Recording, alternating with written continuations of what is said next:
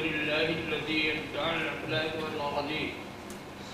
الصلاة والسلام على من كان نبيا وآدم بين الماء والطين، وعلى آله وأصحابه أجمعين برحمتك يا أرحم الراحمين. أما بعد، أعوذ بالله من الشيطان الرجيم. بسم الله الرحمن الرحيم.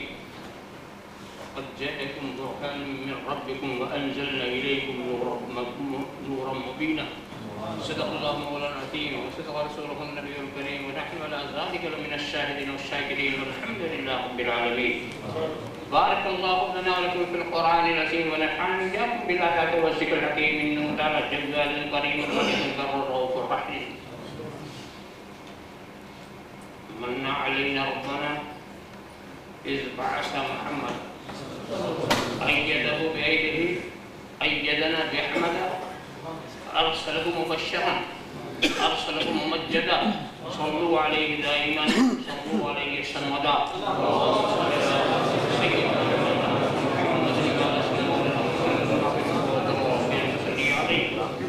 اگر گاہش زیر آسنا غرس نازک در، نفس گم کردہ می آید جنید و بایزید اینجا. مصطفیٰ برساں خیش را کی دین ہم اوست، اگر بہو نہ رسیدی تمام بول حبیش. ان کے رخ صفا کی صفا کچھ نہ پوچھی، ان کے رخ صفا کی صفا کچھ نہ پوچھئے. آئی نئے خدا بخدا کچھ نہ پوچھئے، آئی نئے خدا بخدا. ان کے رخ صفا کی صفا کچھ نہ پوچھئے. آئی نئے خدا بخدا کچھ نہ پوچھئے. جنت کی سلسبیل کی کوثر کی پوچھئے، جنت کی سلسبیل کی کوثر کی پوچھئے. ان کی گلی کی آب و ہوا کچھ نہ پوچھئے. جنت کی سلسبیل کی کوثر کی پوچھئے، ان کی گلی کی آب و ہوا کچھ نہ پوچھئے. قوسین تک پتا ہے، قوسین تک پتا ہے اس آقا کی سیر کا. قوسین تک پتا ہے اس آقا کی سیر کا. پھر کیا ہوا، ہوا جو ہوا. قوسین تک پتا ہے اس آقا کی سیر کا. پھر کیا ہوا، ہوا جو ہوا. کچھ نہ پوچھئے. اپنے کو دے دیا ہمیں، اپنے کو دے دیا، اپنے کو دے دیا ہمیں خواجہ کی شکل. اپنے کو دے دیا، اپنے کو دے دیا ہمیں خواجہ کی شکل میں. میرے نبی کی شان عطا، میرے نبی کی شان عطا. کچھ نہ پوچھئے. میرے نبی کی شان عطا. ان کے حضور ہاتھ اٹھانے کی دیر تھی، ان کے حضور ہاتھ اٹھانے کی دیر تھی. پھر کیا ملا، ملا جو ملا کچھ. ان کے حضور ہاتھ اٹھانے کی دیر تھی. پھر کیا ملا، ملا جو ملا کچھ نہ پوچھئے. وہ آخری گھڑی میری بالی پہ آ گئی. وہ آخری گھڑی، وہ آخری گھڑی میری بالی پہ آ گئے. حیرت سے تک رہی تھی قضا. حیرت سے تک رہی تھی قضا، حیرت سے تک رہی تھی قضا. کچھ پوچھئے. خاموش ہوں میں تو سے کچھ ہے، کچھ ہے. اتنا حسن ہو گیا ہے. دودھ بات ہے رسالت و آگے رسالت میں درود شریف و نذران عقیدت پیش کرنا.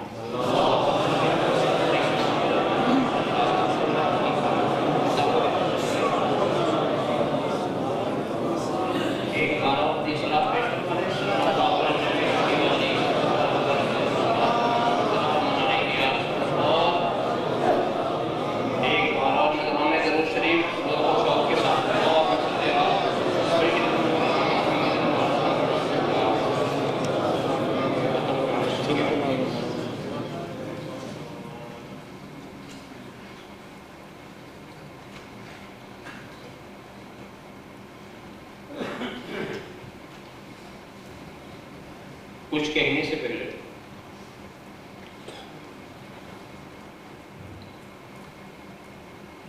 ایک خاص بات کی طرف میں آپ کی توجہ دلا دوں.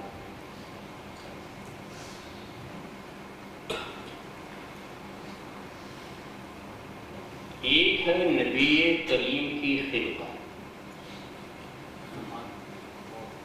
اور ایک ہے نبی کریم کی آمد اور ایک ہے نبی کریم کی ولادت.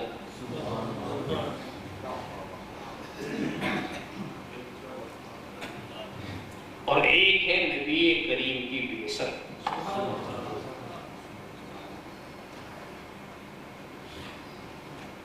اور مختصر کیجیے. خلقت، نبوت، ولادت، بعثت.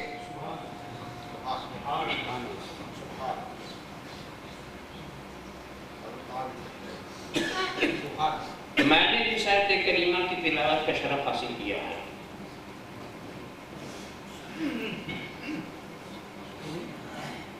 اس میں نبی کی آمد درج ہے.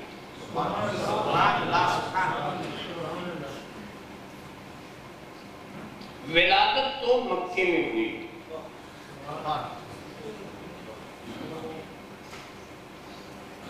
اور خلقت اس وقت ہوئی جبکہ کائنات کا وجود ہی نہیں.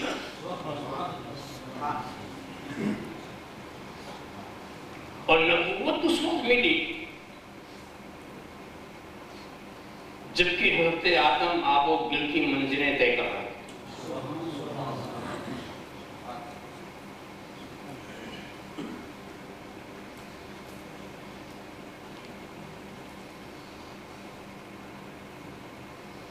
آمد ہے ساری کائنات کے لیے، ولادت مکے ہے، مگر آمد صرف مکی کے لیے نہیں.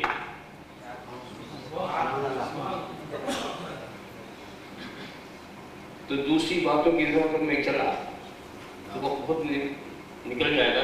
خاص باتیں جو آیت کریمہ ہی سے متعلق ہیں ادھری میں توجہ دلاؤں آپ کی.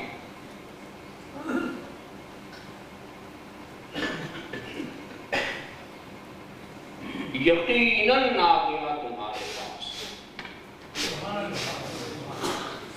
تمہارے رب کی جانب سے برہان اور ہم نے نور مبین کو تمہارے طرف نازل کیا.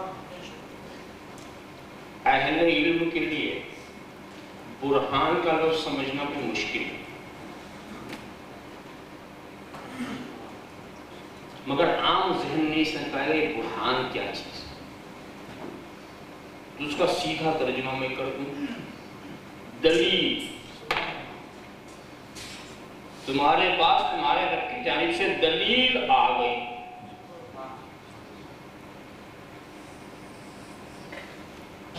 آپ سوچیں کہ پہلے دعویٰ آنا چاہیے کہ دلیل کس،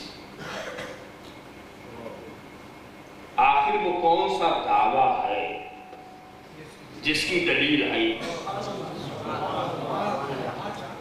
لوگ پہلے دعویٰ کرتے پھر دلیل دیتے. دلیل دینا کچھ آسان کام نہیں ہے، دعویٰ کرنا ضرور آسان ہے. اتنا آسان ہے دعویٰ کرنا کہ پاگل اور جاہل بھی دعوے کرتے ہیں. دعویٰ کرنے والوں کی لسٹ بہت لمبی چوڑی، کیسے کیسے دعوے کرتے ہیں. بلکہ اگر غور کرو تو پاگلوں کا دعویٰ سب سے بڑا ہوتا ہے. پاگل جب دعویٰ کریں اس لیے کہ پاگل اپنے سوا سب کو پاگل سمجھتا ہے،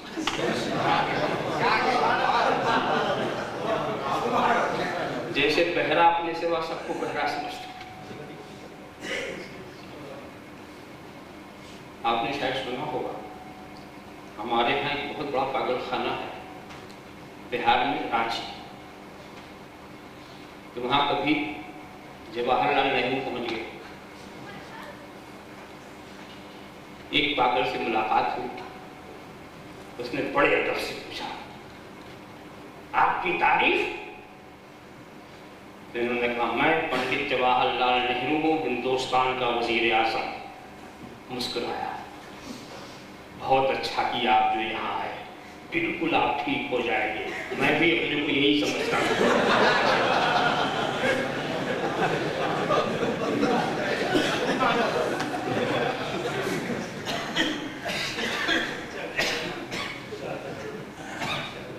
سوال یہ ہے کہ دلیل آئی تو دعویٰ کیا؟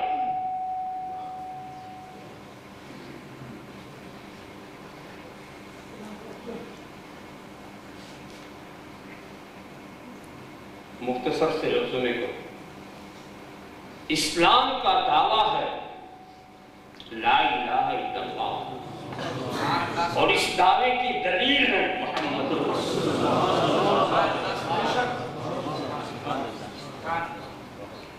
دلیل آ گئی تو لا الہ الا اللہ دعویٰ اور محمد رسول اللہ دلیل۔ آپ کو بھی توجہ کریں تو خود آپ کی سمجھ میں بات آ گئی۔ آئیے، آپ کلمہ پڑھتے ہیں، کلمہ پڑھتے ہیں اور پڑھتے ہیں لا الہ الا اللہ محمد رسول اللہ،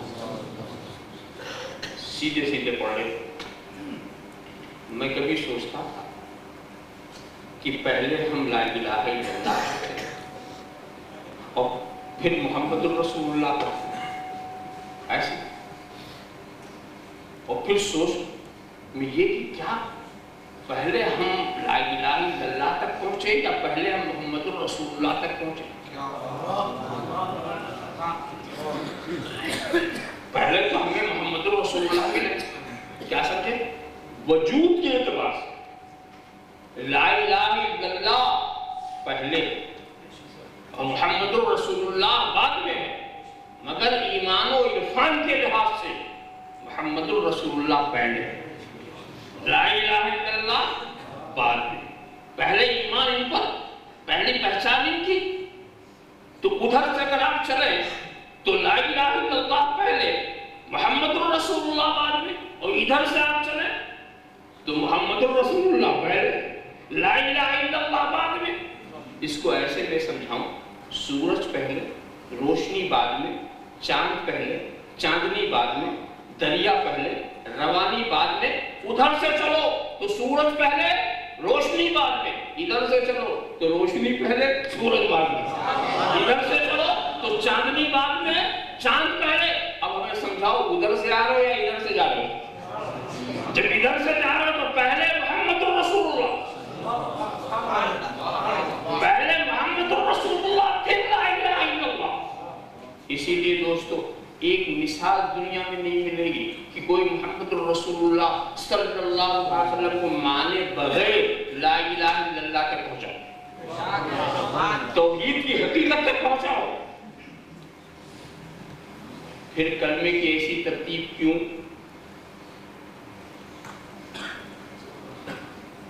کلمہ یوں بھی تو پڑھا جا سکتا تھا محمد رسول اللہ لا الہ الا اللہ، کلمہ تو یوں بھی تو پڑھا جا سکتا تھا، اس میں کون سی خاص بات ہے؟ محمد رسول اللہ لا الہ الا اللہ، محمد اللہ کے رسول ہے، اور جس اللہ کے رسول ہے اس کے سوا کوئی معبود نہیں۔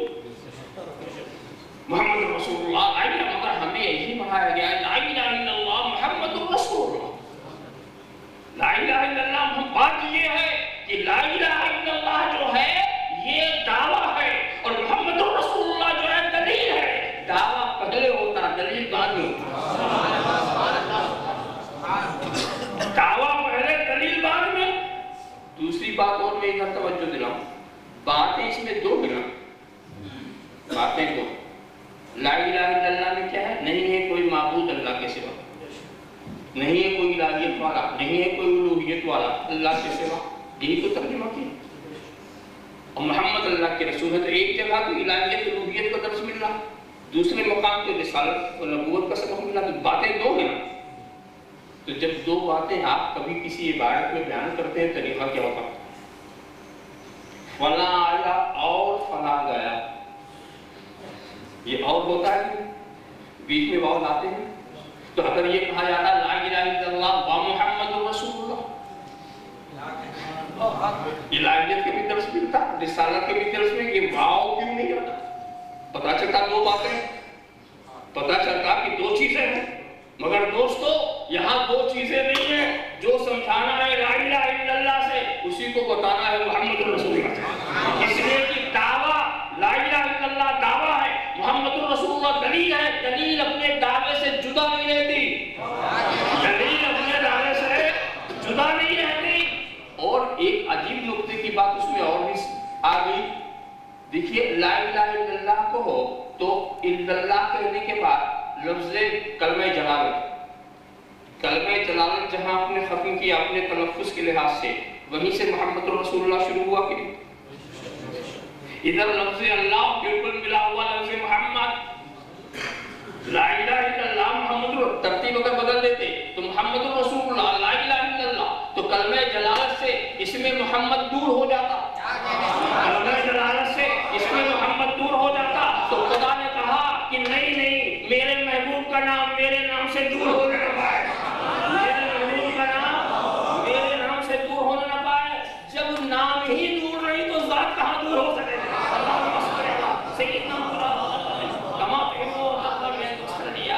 اور ایک دوسرے نقطے اس ترتیب پر ایک دوسرا نقطہ ہم کو ملا شیخ عبدالحق محدث دہلوی کی ارشاد کی روشنی میں کہ رب تبارک و تعالیٰ نے جب نور محمد کو پیدا فرمانا چاہا تو ارشاد فرمایا محمد رسول اللہ، نور محمدی ظاہر ہو گیا۔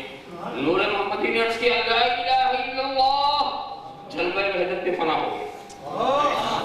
پھر رب نے ارشاد فرمایا محمد رسول اللہ، پھر نور محمدی ظاہر ہو گیا۔ پھر نور محمدی نے عرض کیا لا الہ الا اللہ، جلوہ وحدت پہ فنا ہو گیا۔ جب تک رب نے چاہا یہ سلسلہ رہا۔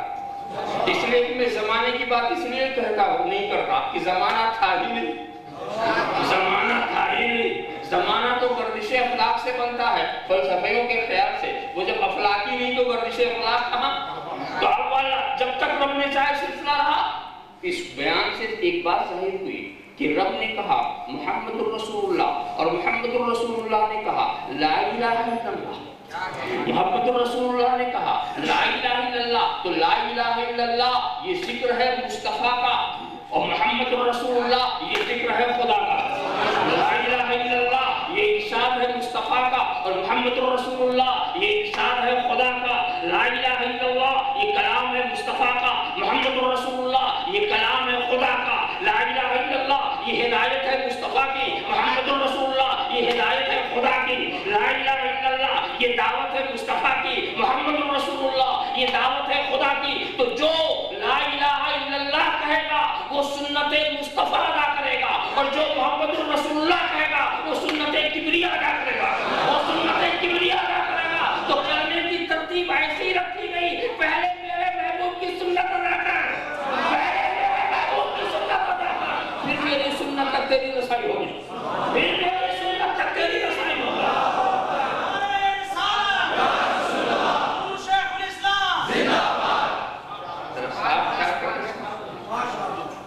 لا الہ الا اللہ یہ دعویٰ محمد رسول اللہ، اس دعوے کی دلیل۔ یہاں پر آپ سوچیں ایک بات اور کہ بھئی دلیل کی اہمیت تو دلیل دینے والے سے بنتی ہے۔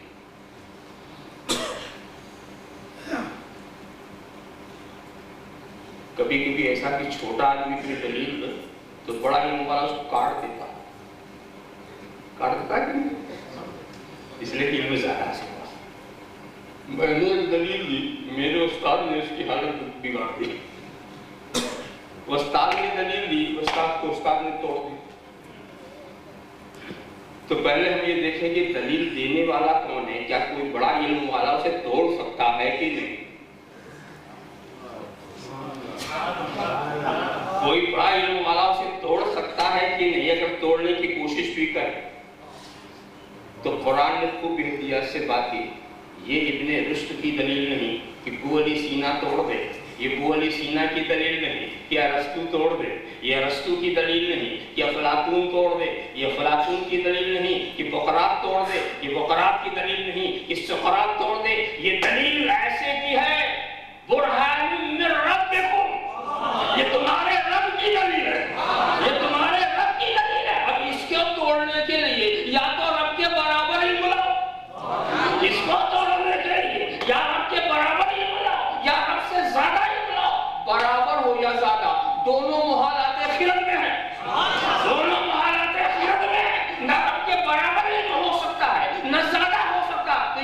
دلیل کبھی ٹوٹ نہیں سکتی. یہ رب کی دلیل ہے, یہ رب کی دلیل ہے. ایک بات میں بتاؤں, دلیل کی عجیب شان ہے, دلیل کی عجیب شان ہے. میں نے ایک دلیل دیا, ہمارے بزرگ محترم علامہ قاری منیر الزمان نے اس دلیل کو توڑ دیا. دیکھیں, جب میں دعویٰ کر رہا تھا تو یہ نہیں جھگڑے تھے, دعویٰ سنا اطمینان سے. کسی سے بھی تم دعویٰ کرو, دعویٰ سنتا, لڑتا کس میں ہے؟ دلیل میں. دعوے میں نہیں لڑتا, دعوے میں نہیں لڑتا, الجھتا ہے دلیل. دلیل میں خامی دکھاتا, دعویٰ نہیں ماننا چاہتا نا تو دعوے کے متعلق کچھ نہیں کہتا.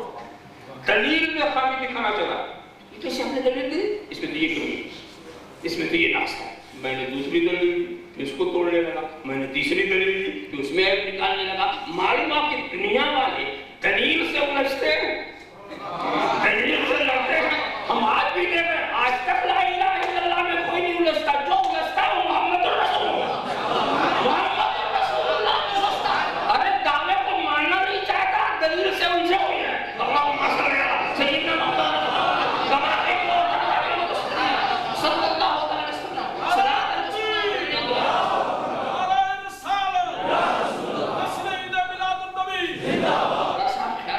تو عموم صاحب جو بھی ہو, رسول کی ذات کو موضوع بنائے ہوئے ہے.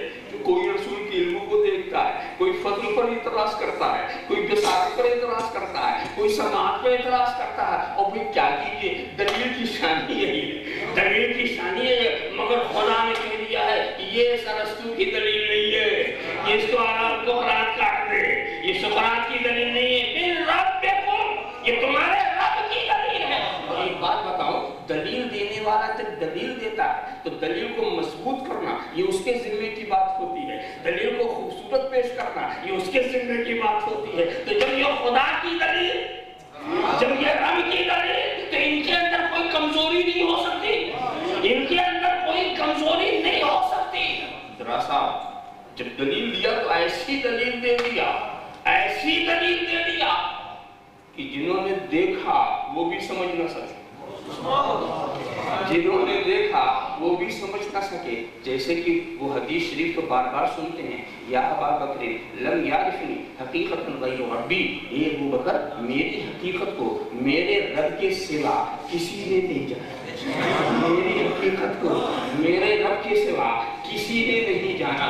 اس مقام پر جب میں پہنچتا ہوں تو لوگوں سے ضرور درخواست کرتا ہوں, ذرا رب کے سوا کی لسٹ بناؤ, رب کے سوا کی لسٹ بناؤ کہ رب کے سوا میں آتے کون کون, رب کے سوا میں آتے کون کون ہیں. جب آپ لسٹ بنائیں گے اور کہیں گے حضرت جبریل رب کے سوا, حضرت میکائیل رب کے سوا, حضرت اسرافیل رب کے سوا, حضرت عزرائیل رب کے سوا, سارے ملائکہ رب کے سوا, حضرت آدم رب کے سوا, حضرت نوح رب کے سوا, حضرت ابراہیم رب کے سوا, حضرت اسماعیل رب کے سوا, حضرت مسیح رب کے سوا, حضرت کلیم رب کے سوا, اور آگے صدیق اکبر رب کے سوا, فاروق اعظم رب کے سوا, عثمان غنی رب کے سوا, علی مرتضیٰ رب کے سوا.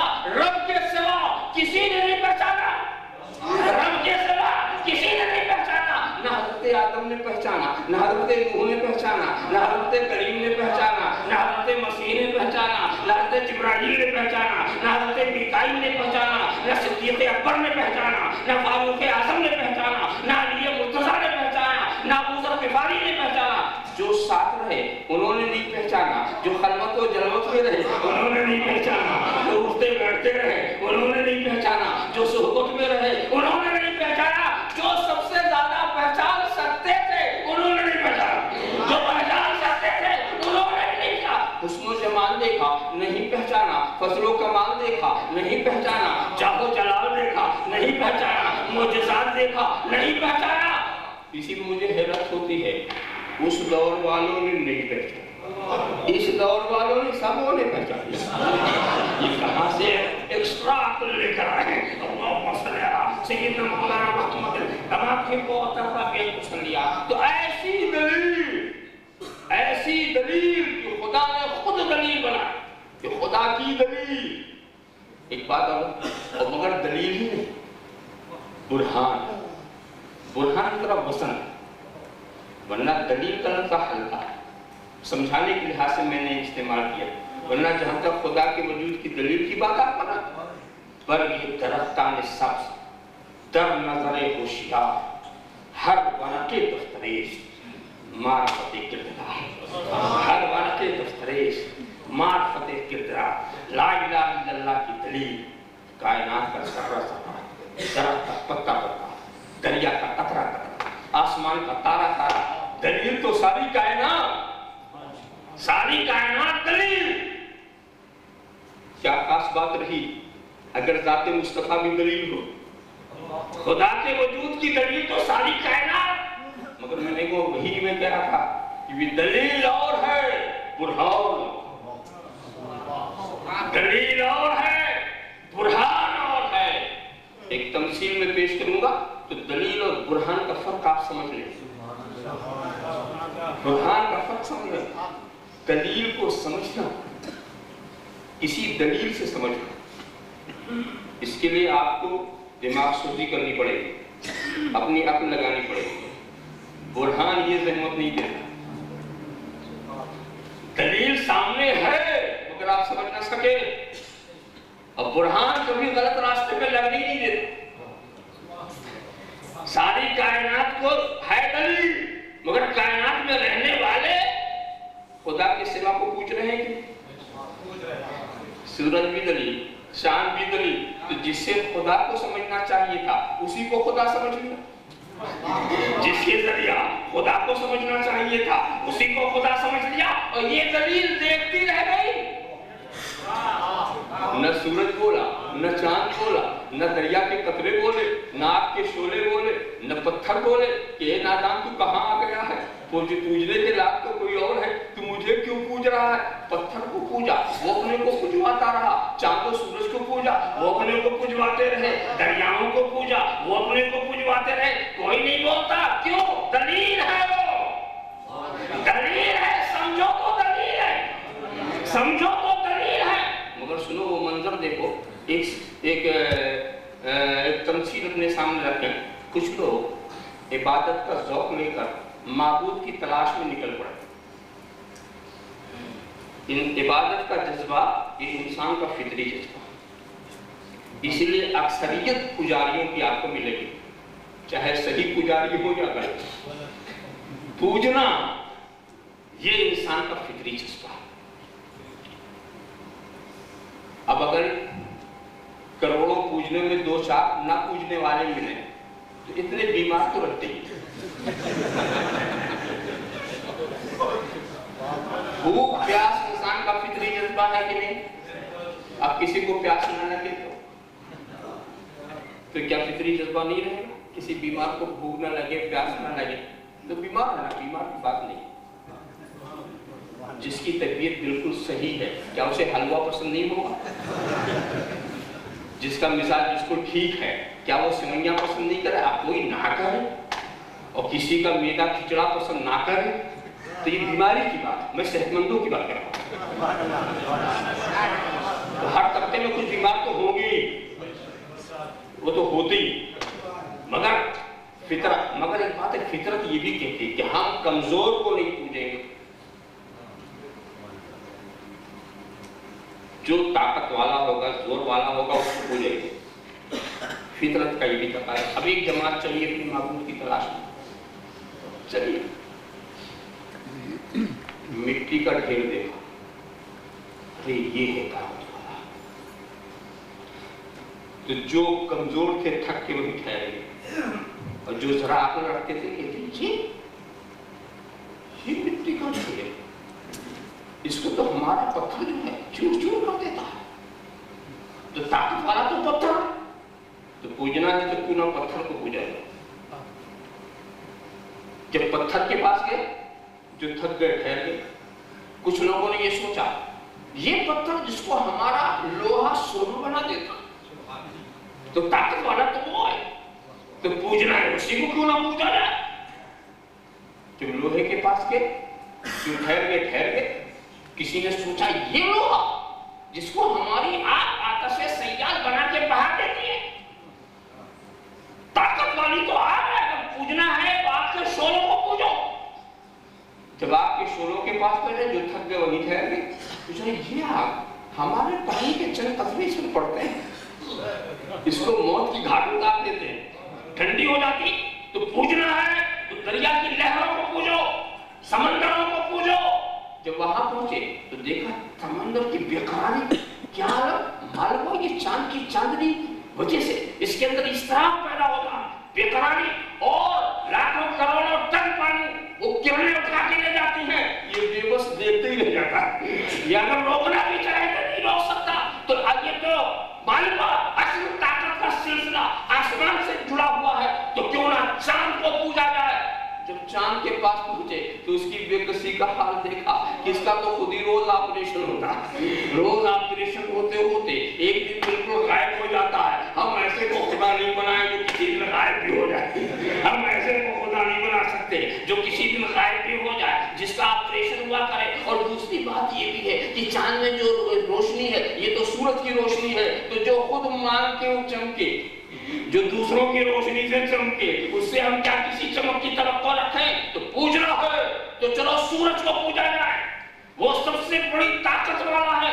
मगर जब सूरज पर गौर किया, कहा ये सूरज, इस पर अगर अम्र आ जाए तो इसकी रोशनी रुक जाती है। ये आधी दुनिया को रोशन करता है, आधी दुनिया तारीख रहती है, जाहिर को रोशन करता है, बातिन तारीख रहता है। हम इसको खुदा नहीं बना सकते जो आधी दुनिया को तो नूर दे, दूसरी दुनिया को नूर न दे। हमें तो उसे बनाया जो नूर समावात वल अर्द हो, जो जमीन और आसमानों का नूर हो, जिसकी ताकत जमीन से लेकर आसमान तक सबको छाई हुई है। अब कुदरत वाले, ताकत वाले, इख्तियार वाले, इख्तिदार वाले की तलाश में ये कौम चलते चलते सरजमीने हिजाज में पहुंचती है। वहां पहुंचने के बाद अजीब मंजर उसे देखने को आया। एक इंसान, देखने में बिल्कुल इंसान, दो आंख वाला, दो कान वाला, दो हाथ वाला, दो पैर वाला, मगर क्या गजब के पैर हैं। उठाता है तो अर्श के ऊपर नजर आता है, क्या गजब के हाथ है, इशारा होता है तो चांद के टुकड़े हो जाते हैं, क्या गजब के इशारे हैं, इशारा करता तो सूरज पलट आता है, क्या गजब का अख्तियार है। जानवर झुक रहा है, दरख्त इताअत कर रहा है, कलकलियां कलमा पढ़ा रही हैं, जमीन से आसमान तक हर शख्स उसका ताबे फरमान नजर आ रहा है। उसी का इख्तियार है, उसी का चर्चा है, उसी का नगमा है, उसी का परचम है। अब मिल गया हमें ताकत वाला, अब मिल गया हमें इख्तियार वाला, अब हम मिल गया अख्तियार वाला, तो क्यों ना इसी को पूजे, क्यों ना इसी को पूजे। अब असली ताकत के मरकज के पास हम आ गए, मगर जब यहाँ पहुंचे तो मंजर और था कि हम तो आए थे इसके आगे झुकने के लिए, ये खुद किसी के आगे झुका हुआ है, ये खुद किसी के आगे झुका हुआ है। तो कह रहा है सुभान रब्बियल आला, सुभान रब्बियल आला, सुभान रब्बियल आला, सुभान रब्बियल अज़ीम, सुभान रब्बियल अज़ीम, सुभान रब्बियल अज़ीम। अब समझ में गोया इसने आके कि ऐ लोगों, अभी तक तुम भटक रहे थे खुदा की तलाश में, मगर अब आगे हो, हम तुम्हें गुमराह नहीं होने देंगे, हम तुम्हें गुमराह नहीं होने देंगे, हम तुम्हें पहले खुदा के आगे झुकने नहीं देंगे। चांद तो चुपके से अपने को पुजवाता रहा, सूरज तो पुजवाता रहा, दरिया पुजवाता रहा, मगर ऐसा यहाँ नहीं होगा। वो दलील थे, ये बुरहान है, वो दलील थे, ये बुरहान है, यहाँ तुम्हें भटकने नहीं दिया जाएगा। अच्छा सुनो, लोग आसानी से मसला तुम समझ जाओ, तुम ताकत वाले ही की तलाश कर रहे थे ना, तुम इख्तियार वाले ही को तो चाह रहे थे, तुम किसी मुख्तार कुल्ही की तलाश में तो निकले थे। और जब तुमने समझ लिया कि मैं हूँ ताकत वाला, मैं हूँ इख्तियार वाला, मैं हूँ इख्तियार वाला, मैं हूँ फजलो कमाल वाला, मैं हूँ जाहो जलाल वाला, सारी ताकतों का मरकज मैं हूँ, अब मसला हल हो गया। ये ताकत वाला जिसे पूजे वो पूजने के लायक है, ये ताकत वाला जहाँ झुक जाए वो झुकने के लायक है।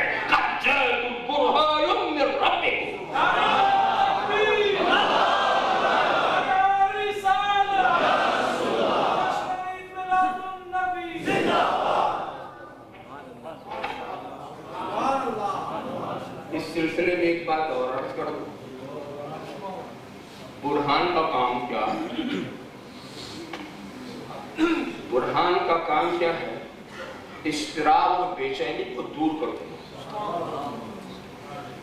जब आप दावा सुनते हैं तो दिमाग बेचैन है, کیا بول گیا دلیل سن مطمئن. تو دعوے کا کام ہے اضطراب پیدا کرنا اور دلیل کا کام ہے سکون دینا. دعوے سے اضطراب اور بے چینی پیدا ہوتی. حضرت شیخ نے بھی اس بات کو اپنے انداز میں لکھا کہ جب رب تبارک و تعالیٰ نے عرش کی تخلیق فرمائی اس پر لکھا لا الہ الا اللہ. عرش ہلنے جلال ہیبت الہی سے ہلنے لگا اور پھر خدا نے اس پر لکھ دیا دست قدرت سے محمد الرسول اللہ. کوسا کر سکون آ گیا. دعوے نے ہلا دیا تھا دلیل نے ٹھہرا دیا. دعوے نے ہلا دیا تھا. دعوے کا کام ہے مسترب کر دینا اور دلیل کا کام ہے سکون دے دینا. مسترب بے چین لوگوں کو چین دے دینا یہ دلیل کا کام ہے. اب آپ خیال کرتے رہیں اس سرکار کی تو یہ صفت بڑی خاص ہے کہ بے چینوں کو چین دیتے ہیں, بے قراروں کو قرار دیتے ہیں, مسترب لوگوں کو سکون دیتے ہیں. اور یہ منظر تو میدان قیامت میں اور واضح طور پر آپ دیکھیں گے, واضح طور پر دیکھیں گے. اس لیے کہ میدان قیامت کا جو نقشہ حضرت شیخ نے کھینچا ہے اپنی زبان میں, حضرت شیخ عبدالحق محدث دہلوی نے جو اپنی زبان میں کہ دنا روز ظاہر کرتا وی نائب مالک یوم الدین است حکم اوست روز اوست. قیامت کے دن یہ بات ظاہر ہوگی کہ میرا رسول مالک یوم الدین کا نائب و خلیفہ, مالک یوم الدین کا نائب و خلیفہ ہے. اس دن حکم چلے گا تو انہی کا, اس دن حکم چلے گا تو انہی کا. وہ دن ہوگا تو انہی کا, وہ دن ہوگا تو انہی کا. حکم اوست روز اوست, حکم بھی انہی کا دن بھی انہی کا. جب اتنا اقتدار وہاں حاصل ہے تو اقتدار والوں کی جو روش ہے وہ سرکار نے کیوں نہیں اپنائی؟ اقتدار والے اختیار والے ان کی روش کیا ہے؟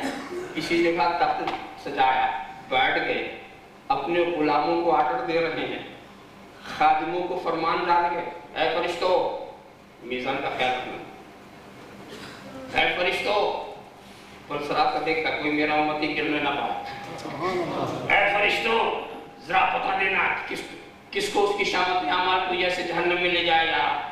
اے فرشتوں کھڑے ہو جاؤ, حوض کوثر پر کوئی پیاسا نہ رہ جائے. آرڈر دیتے, فرشتے تعمیل کرتے. کیوں؟ حکم اوست, روز اوست. جب حکم ہونے کا حکم ہے تو سرتابی کی گنجائش نہیں. تو حکم چلاتے تو کام تو وہی ہوتا کہ نہیں, ہر جگہ سہارا ملتا کہ نہیں. مگر ہم تو یہ دیکھتے ہیں کہ یہ نبی تخت بچھا کر نہیں بیٹھتے, کبھی میزان کے پاس دکھ رہے ہیں, کبھی پلسرات پر دکھ رہے ہیں, کبھی حوض کوثر پر دکھ رہے ہیں, ہر جگہ نظر آ رہے ہیں. تو اس کا مطلب سوائے اس کی اور کیا لیا جائے کہ جس وقت ہم اپنے گناہوں کی گٹھلیوں کو لے کر کے میزان کی طرف ہمیں جانا ہوگا تو اس وقت ہم کتنا مضطرب ہو گئے, کتنا بے چین ہو گئے, پیر میں کیسی لرزش ہوگی. مگر جب اس کے پاس رحمت للعالمین کو دیکھیں گے سکون مل جائے گا, سکون مل جائے گا کہ ہمارا سنبھالنے والا پہلے ہی سے ہو گیا, ہمارا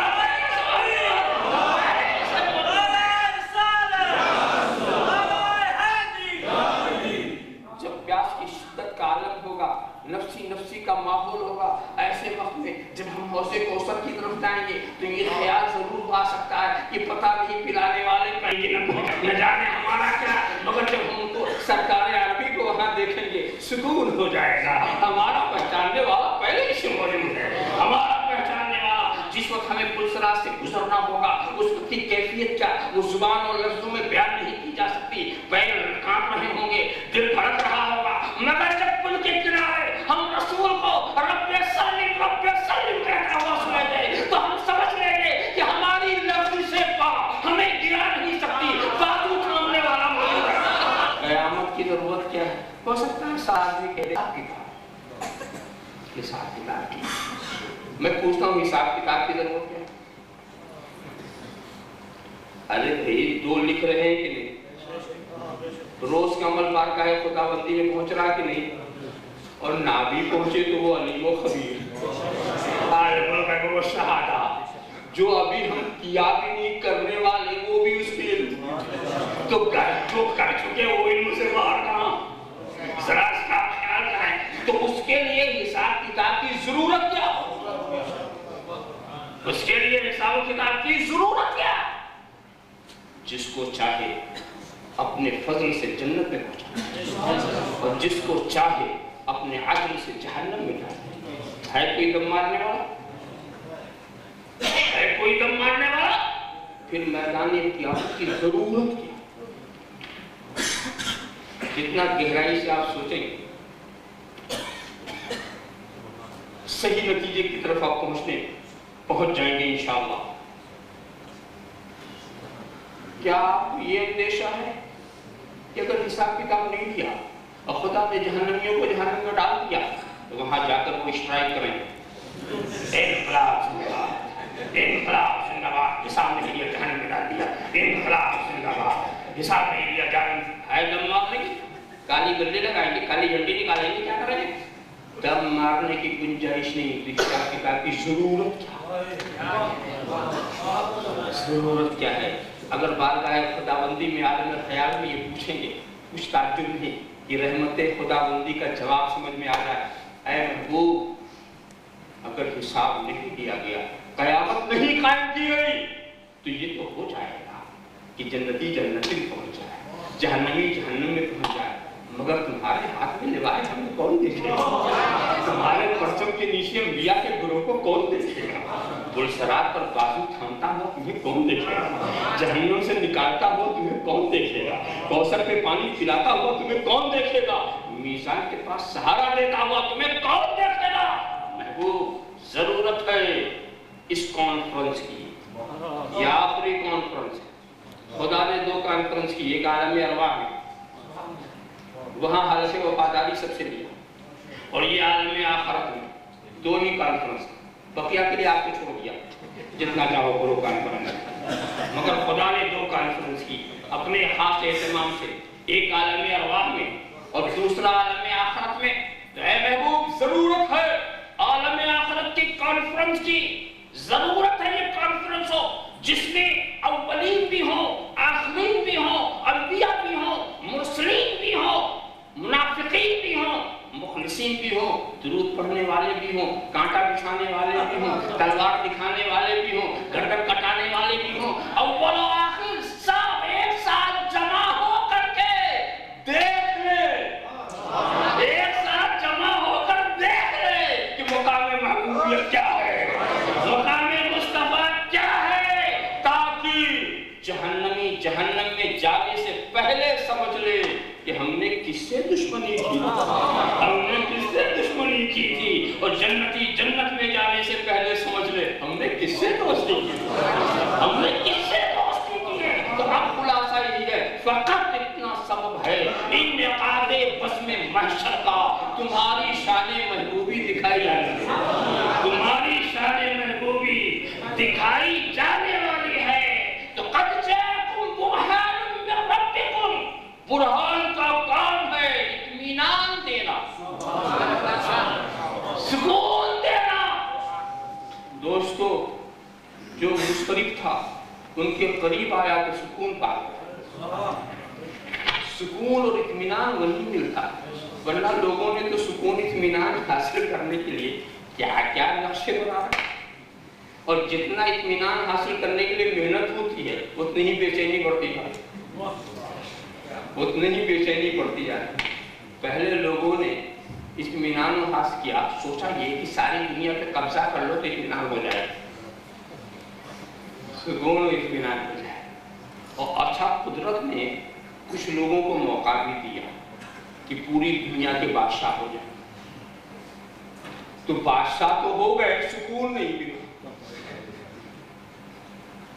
2 کافر ایسے تھے، ایک تو بخت نصر اور ایک نمرود، پوری دنیا کے بادشاہ۔ ہم مسلمانوں میں بھی تو ایسے کہ پوری دنیا کے پاس ذوالقرنین، اسکندر رومی اور حضرت سلیمان تو خیر النبی کی شاملیت آل وارفا، مگر سکون نہیں۔ سکندر سب کچھ جیت تو گیا، مگر اس کو کتنا سکون ملا اس کا اندازہ اس کی وصیت سے کرنا۔ پوری دنیا سے لے کے کیا گیا اس کی وصیت سے، میرے تابوت سے میرے ہاتھ کو باہر کر دے تاکہ دنیا دیکھ لے کہ آدھی دنیا سے زیادہ کا پاتھ سکندر خالی ہاتھ جا رہا ہے۔ سکندر خوش نہیں ہے لوٹ کر دولت زمانے کی، اور قلندر مائے ہستی لٹا کے رس کرتا ہے۔ قلندر مائے ہستی لٹا کر رس کرتا ہے۔ تو دنیا کے بڑے سے بڑے بادشاہ وہ کیسے بھی ہوں، سکون کسی کو بادشاہ سے نہیں ملی۔ ایک بات بتاؤ، بادشاہ اگر کوئی سکون دینے والی چیز تھی تو یہ بادشاہ چھوڑنے والے تھے۔ یہ سلطان ابراہیم ابن ادہم بادشاہ چھوڑتے ہیں تب سکون ملتا۔ مخدوم سلطان سید اشرف جہانگیر سمنانی سلطنت چھوڑتے ہیں تب سکون ملتا ہے۔ تو سلطنت تو سکون والی چیز ہی نہیں، سکون تو ہے رسول کی سچی غلامی۔ غلام ہو کے کسی مقام میں رہو، غلام ہو کے کسی مقام میں رہو، سکون۔ مگر لوگوں نے سکون حاصل کرنے کے لیے ایٹمی تجربات، میزائلوں کی صفائیں، ٹینکوں کی قطاریں، دنیا سے جب سکون نہیں ملا تو آسمان پر جانے کی کوشش، چاند پر پہنچ، مریخ پر کمندر ڈال رہے ہیں، سورج کی شعاعوں کی تصویر کر رہے ہیں، دعویٰ کر رہے ہیں چاند پر پہنچ گئے، چاند پر پہنچ گئے۔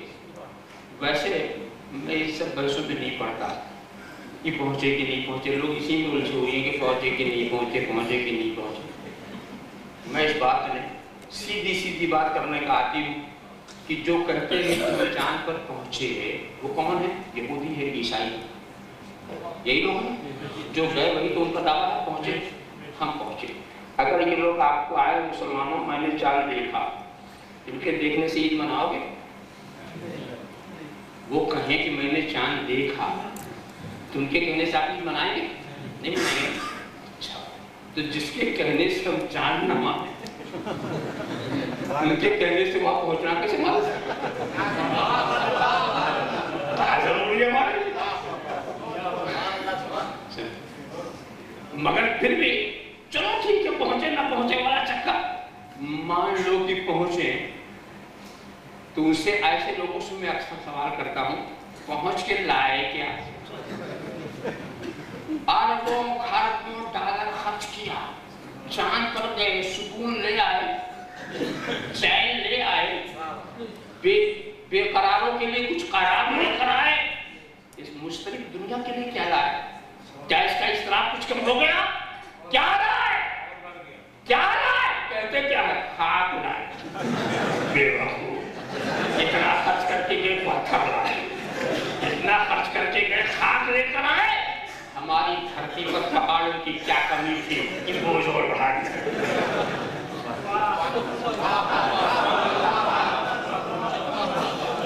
مجھے تو ایسا لگتا ہے کہ جب اس چاند کی طرف جا رہے ہوں گے تو چاند بھی دیکھ کے ہنستا ہوگا، یہ احمق لوگ آ رہے ہیں، یہ احمق لوگ آ رہے ہیں عزت لینے کے لیے، سکون لینے کے لیے، مرتبہ لینے کے لیے۔ ارے نادانو، تمہیں میرے پاس سکون نہیں ملے گا، سکون لینا ہے تو ادھر جاؤ جس کے عیسیٰ سے میں بھی ٹکڑے ہو گئے۔ سکون وہاں ملے گا جہاں بلال حبشی کو سکون ملا، سکون وہاں ملے گا جہاں صہیب رومی کو سکون ملا، جہاں سلمان فارسی کو سکون ملا۔ تو سکون تو وہی دے سکتے ہیں، گنبد خضرا والے ہی سکون دے سکتے ہیں۔ سکون کا انتظام ایسا کر دیا سرکار نے، لمحہ لمحہ، ایک لمحہ ہمیں نہیں بھولے، ایک لمحہ ہمیں نہیں۔ انہوں نے جب کہہ دیا کہ ہم امت والے نبی، تو امت کو کبھی نہیں خراب ہو، ہم بھی کہتے ہیں ہم نبی والی امت، تو ہمارا فریضہ ہے کہ نبی کو کبھی فراموش نہ کریں۔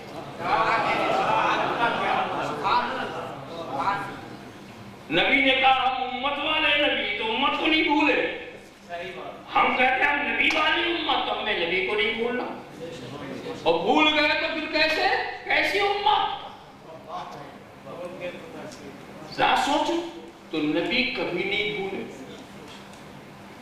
روئے اپنے لیے نہیں، جاگے اپنے لیے نہیں، مشقتیں اٹھائیں اپنے لیے نہیں، امت کا خیال، امت کا خیال۔ یہاں تک کہ جب معراج میں پہنچے وہاں پہ امت کو نہیں بھولے، کہیں بھی نہیں بھولے۔ اور وہ آخری وقت تو عجیب آخری وقت تھا، جب اجازت مل گئی تھی روح نکالنے کی حضرت ملک الموت کو۔ یاد رکھیے نبی کے پاس فرشتے اجل بغیر اجازت نہیں آ سکتے۔ جب وہ اجازت دیں گے تو گویا نبی کی روح نبی کے حکم سے نکلتی ہے۔ حکم دیں گے تو خدا جب بھیجتا ہے تو حکم دے کے نہیں بھیجتا کہ جاؤ نکالو، جاؤ پوچھو، وہ جو کہیں وہ کرو، وہ جو کہیں۔ یہ نبی کی شان ہوگی۔ بغیر اجازت تو گھر میں گھس بھی نہیں سکتے، اجازت لے کے آنا، اجازت لے کے کام کرنا، مگر وہ ایسے راضی برضا ہوتے ہیں، اور خدا کی بارگاہ میں حاضری کا وہ اشتیاق ان کو ہوتا ہے۔ اگر آپ سے اجازت والی بات ہو تو بڑا مشکل ہوتا ہے، ڈنڈا لے کے کھڑے رہیں گے، اس شہر میں داخلہ نہ ہو، اس شہر میں داخلہ نہ ہو۔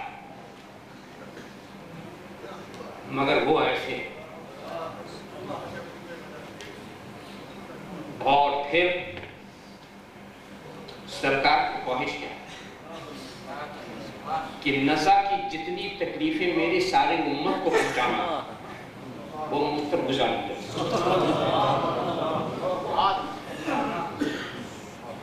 امت کو اطمینان دلا، سکون دلا، مضطرب و پریشان دکھ رہے، حضرت جبریل پوچھتے وہ بھی حاصل کہ رب ارشاد فرماتا ہم مضطرب کیوں؟ حالانکہ خدا جانتا، اس طرح کی وجہ خدا جانتا، سوال جہالت کی دلیل نہیں،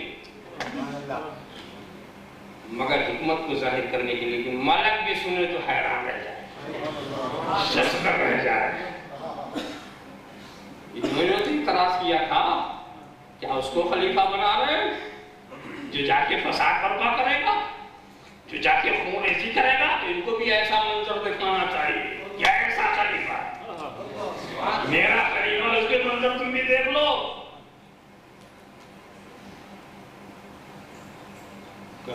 امت کی آیت، جبریل امت کی آیت، رب ارشاد فرماتا ہے محبوب اب نہ ہو، اگر مرنے سے 1 سال پہلے بھی تمہارا امتی توبہ کر پڑے گا میں معاف کر دوں گا، معاف کر دوں گا۔ اے جبریل ابھی سکون نہیں، اس لیے کہ موت کا وقت کسی کو معلوم نہیں، اسے کیا معلوم کہ اس سال میری موت ہے، کہیں بے توبہ نہ چلا جائے۔ بس سرکار رب کا ارشاد ہے 40 روز پہلے بھی توبہ کر لو، معاف کر دو۔ پھر بھی سرکار کا اشتراک کہ اس کو کیا پتا کہ اس 40 دن میں میری موت ہے۔ محبوب اگر 1 دن رات پہلے کو توبہ کر لے معاف کر دوں گا، کیسے پتا کہ اس دن میری موت ہونے والی؟ سکون نہیں۔ کہ محبوب اگر نزا کی کیفیت طاری ہونے سے پہلے توبہ کر لو معاف کر دوں گا، معاف کر دوں گا۔ جبریل ابھی سکون نہیں، اس لیے کہ جب کیفیت طاری نہیں ہوئی تو کیسے پتا چلے طاری ہونے والی؟ کہیں بے توبہ نہ چلا جائے۔ کہ جبریل محبوب کو مطمئن کر دو، اگر اس نے توبہ کر لیا تو میری رحمت معاف کر دے گی، اور بغیر توبہ چلا گیا تو تیری شفاعت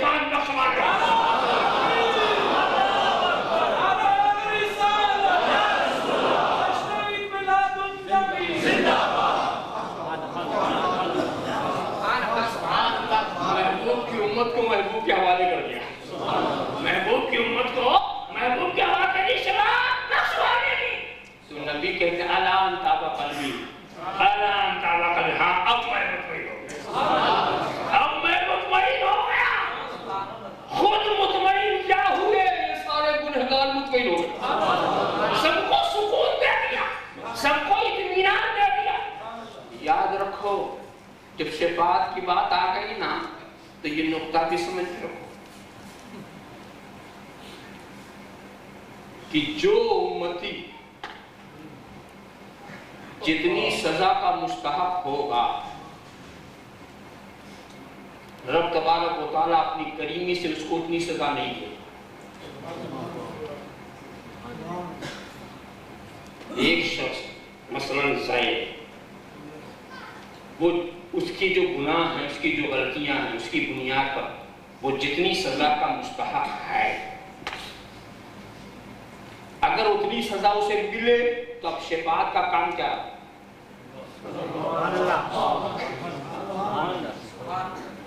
یہ تو دنیا کا طریقہ ہے کہ جب سزا کمپلیٹ ہو گئی تو اسے تو چھوٹنا ہے، کوئی سفارش کرے گا تو وہ سفارش سے نہیں چھوٹا، سزا پوری کر گیا تب چھوٹا. مگر اس بشارت میں یہ نقطہ ملتا ہے کہ اے محبوب جتنے مستحق ہیں سزاؤں کے وہ بھی میں انہیں نہیں دوں گا، وہ بھی میں نہیں دوں گا. تیری شفاعت بخشوا لے گی، تیری شفاعت جہاں آئے گی وہاں بخشوا لے گی.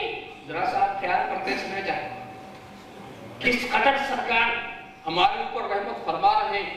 تو بات یہی ہے کہ یہ برہان جاءکم برہان من ربکم، یقیناً آ گیا تمہارے پاس، تمہارے رب کی جانب سے برہان آ گیا. اور یاد رکھو یہ برہان کس کے لیے ہے؟ یہ برہان ساری کائنات کے لیے. جس نقطۂ نظر سے دیکھ لو یہ دلیل. اسی لیے جاکم کی بات کہی نا، آمد سب کے لیے. میں بھی بتا رہا اشارہ کیا نا شروع میں کہ رسول کی آمد ساری کائنات کے لیے ہے. ولادت مکے میں، خلقت سب سے پہلے، نبوت بھی حضرت اعظم کے وجود سے پہلے. سرکار کی تصریحات ہیں نا، کنت نبی وآدم بین الماء والطین، میں اس وقت نبی تھا جب حضرت آدم آب و گل کی منزلیں طے کر رہے تھے. الفاظ یوں بھی ہیں کنت نبی وآدم بین الطین والماء. الفاظ اس طرح سے بھی ہیں کنت نبی وآدم لمنجلد فی طینتہ، حضرت آدم آب و گل کی منزلیں طے کر. اور ایک جگہ عجیب انداز سے ارشاد فرمایا ترمذی شریف کی حدیث میں کہ جب پوچھا گیا متى وجبت لك النبوة، اے محبوب آپ پر نبوت کب واجب ہو گئی؟ یہ واجب لازم ہو گئی. کب لازم ہو گئی؟ تو حضور نے فرمایا وآدم بین الروح والجسد، ابھی حضرت آدم پیدا ہوئے نبوت لازم ہو گئی. پیدا بھی نہیں ہوئے نبوت لازم ہو گئی. اور لازم کا لطف تو آپ جانتے ہیں، جو چیز کسی سے لازم ہو اس سے جدا نہیں ہوتی. سورج کے لیے روشنی لازم، چاند کے لیے چاندنی لازم، دریا کے لیے روانی لازم، آبشار کے لیے نغمے لازم، پھول کے لیے مہک لازم، موتی کے لیے چمک لازم. یہ ہو ہی نہیں سکتا.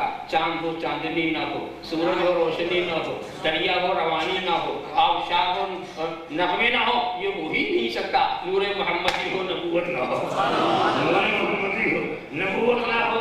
تو نبوت پہلے ہی سے مل گئی، بشریت کا وجود بھی نہیں ہوا، نبوت مل گئی. سب سے پہلے بشر حضرت آدم اور سب سے پہلے نبی محمد الرسول. بشریت کا وجود حضرت آدم سے شروع ہوتا ہے، تو سب سے پہلے بشر حضرت آدم اور سب سے پہلے نبی محمد الرسول اللہ. یہی لوگ سمجھ نہیں پا رہے، نہیں سمجھ پا رہے. لفظی اطلاقات سے دھوکا کھا رہے، دھوکا کھا رہے. خدا موجود، آپ کہتے ہیں خدا کو موجود اور اپنے کو بھی موجود کہتے ہیں. ہے کوئی اپنے کو معدوم کہتا موجود؟ کیا دونوں وجود کا معنی ایک؟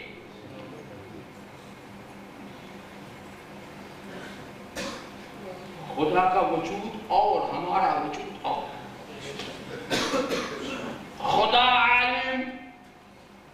بہت سے لوگ ہیں جن کو عالم کہا جاتا.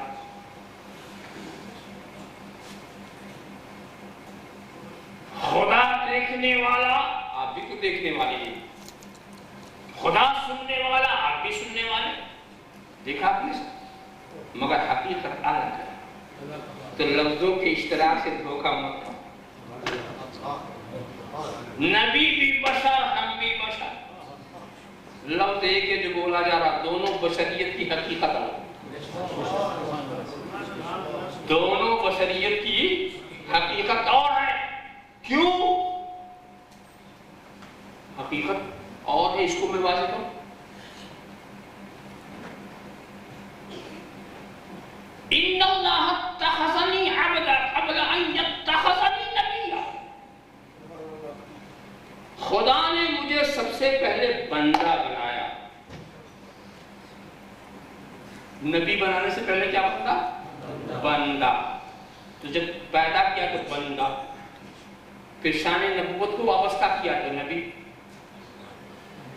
اور پھر حضرت آدم کی اولاد میں رکھا بشر. 40 سال کے بعد بعثت ہوئی رسول. تو سب سے پہلے نبی کی نبوت اور سب سے آخر میں نبی کی رسالت. تو نبوت اول، رسالت آخر.